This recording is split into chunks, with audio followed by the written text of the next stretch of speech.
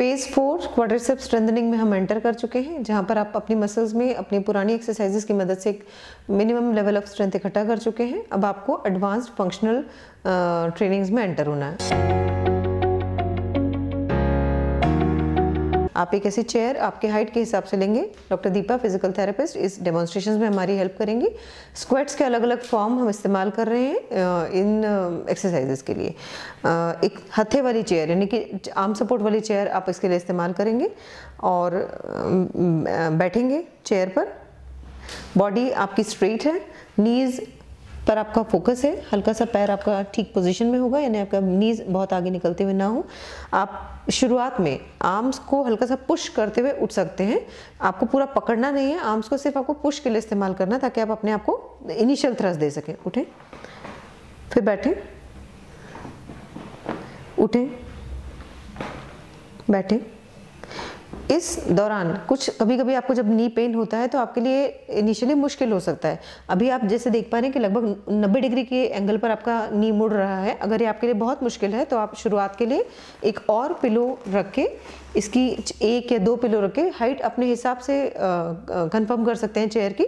दूसरा, आप एकदम शुरुआत में अपनी बॉडी को इनिशियली थोड़ा सा हल्का सा फॉरवर्ड बेंडिंग के साथ में मैनेज कर सकते हैं। उठते समय पर उठें। जैसे जैसे आप बेहतर फील करने लग जाएं अपने बॉडी को, उठें, स्ट्रेट रखते हुए मैनेज करें, बैठें।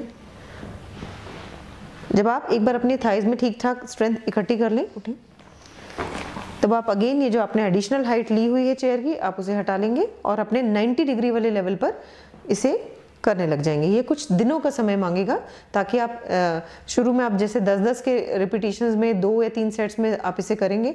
जब आप एक बार बेहतर फील करने लग जाएं तब आप नेक्स्ट लेवल पर इंक्रीज करेंगे। आप ये भी लेवल अच्छे से अचीव कर लेते हैं तो आपको आर्म्स का सपोर्ट हटाना है। बैठ जाइए, आर्म्स को फोल्ड कर लें अपने शोल्डर्स के ऊपर, यानी अब आपके पास जो भी आपको उठने के लिए एक्सरसाइज करनी है वो अपनी थाइस की मदद लेते हुए करनी है। उठिए। ये थोड़ा सा मुश्किल होगा पिछले के कंपैरिजन में, इसलिए आप सब कुछ एक दिन में ही नहीं अचीव कर लेंगे। आप धीरे धीरे लेवल इंक्रीज करते हुए आगे बढ़ेंगे। अभी हमने देखा कि हम चेयर सपोर्टेड स्क्वाट्स से हम शुरू करेंगे स्क्वाट्स को। इसके बाद जब आप बेहतर महसूस करने लग जाएं तो आप बिना सपोर्ट के, बिना चेयर के आप अपने स्क्वाट्स को परफॉर्म करेंगे। इसके लिए आप स्ट्रेट खड़े हो जाएंगे। बॉडी को आपको स्ट्रेट रखते हुए दोनों हाथों को सामने की ओर फोल्ड करते हुए एल्बो आप अपने लॉक रखेंगे और आपका पूरा फोकस आपके थाइज पर स्क्वाट्स बनाने के लिए होगा। कीजिए। हमें क्या क्या ध्यान रखना होगा इस दौरान? जितना पॉसिबल आपको अपनी बॉडी को स्ट्रेट नीचे लेके जाना है। आपके घुटने अंदर की ओर डाइवर्ज नहीं होने चाहिए। बहुत ज़्यादा डिस्टेंस आपको नहीं रखना ताकि बाहर की ओर भी ना हो। स्ट्रेट सामने की ओर आ रहे हैं। आपके टोज से ज़्यादा आगे आपके घुटने नहीं निकलने चाहिए। Again stand up, repeat. ये तीनों बातों का ध्यान में रखते हुए repeat for 10 times and for 2 sets.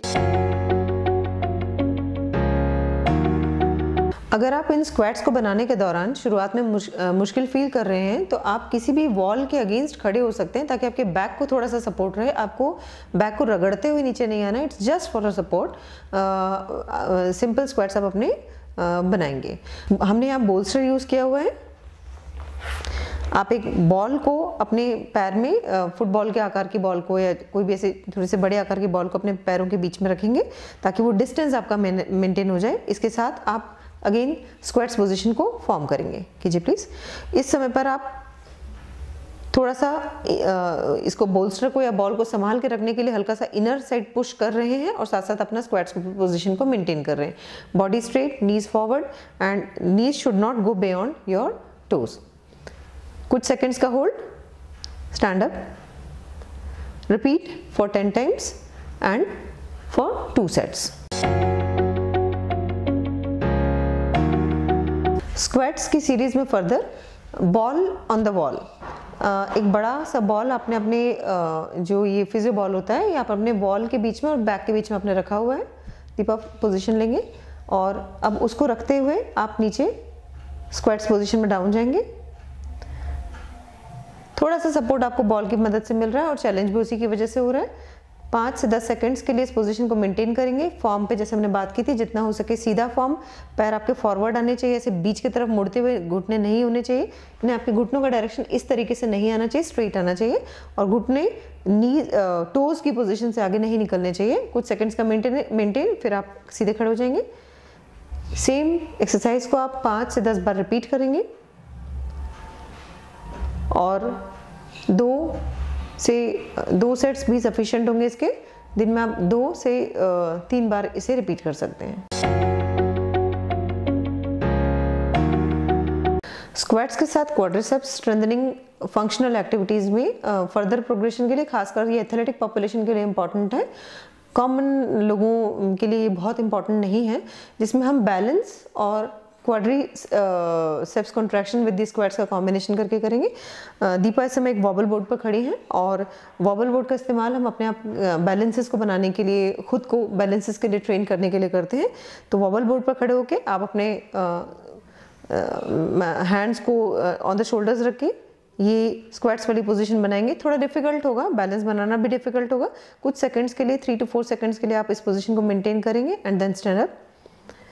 Repeat the position 5 to 10 times. Balance पर आपको विशेष ध्यान देना होगा and then you can progress this exercise by increasing the number of repetitions. Thank you.